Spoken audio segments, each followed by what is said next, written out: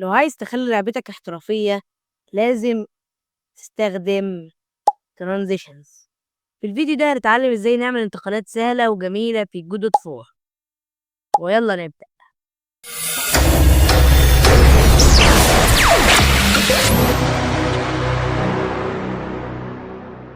أول حاجة أنت هتروح على علامة الزائد دي وتروح عند other node، تبحث عن canvas layer ونسميها UI. تروح عند علامة الزائد دي وتبحث عن color rect،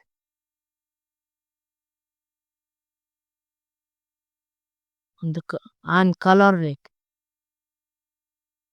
rect. تروح عند العلامة دي تروح وتضغط عند دي، تلاقي مات الشاشة.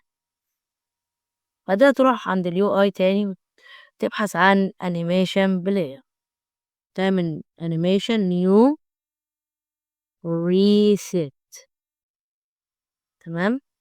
تروح عند الانيميشن تاني new، تعمل مثلا fade in، ممكن تسميه اي حاجة براحتك، ونخلي الوقت بتاعه نص ثانية.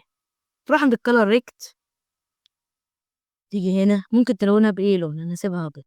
تروح عند المديولات، خلي الشفافية بتاعته 0. بعدها تعمل علامة المفتاح دي، تعمل كرييت كده. تروح عند آخر البتاع وتعمل علامة الإعادة دي، ده تعمل مفتاح زي ما انت شايف اهو اهو اهي. تمام. نروح عند اليو اي ونضغط هنا عشان نعمل سكريبت زي ما اتعلمنا قبل كده. تعمل open create، هنعمل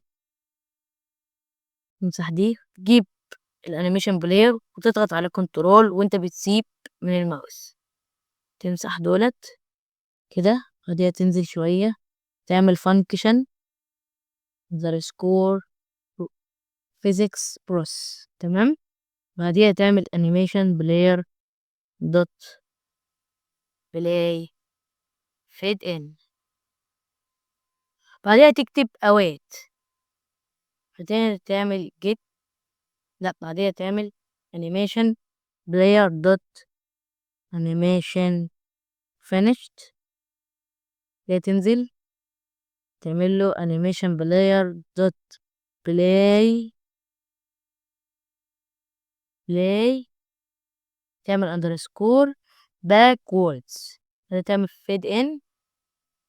وبعديها هتروح عند دلتا دي وتخليه تارجت.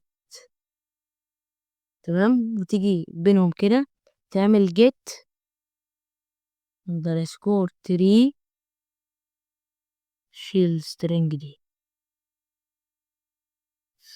dot change scene to file target. تمام. بعد كل ده هتروح هنا وتغير دي وتعملها change underscore scene، تمسح كل ده. تمام.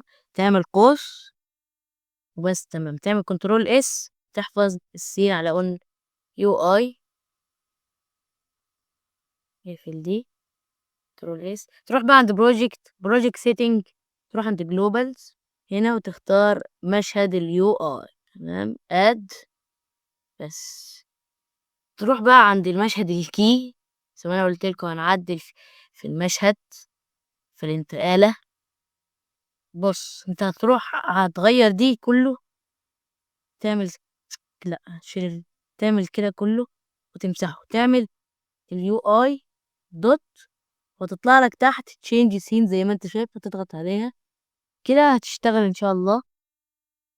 تعالى بص معايا بقى. بص شوف انتهى المشهد التاني زي ما انت شايف اهو اهو. في المرة الجاية بقى هنعمل مية مسممة في المكان ده. تمام. وبس. سلام.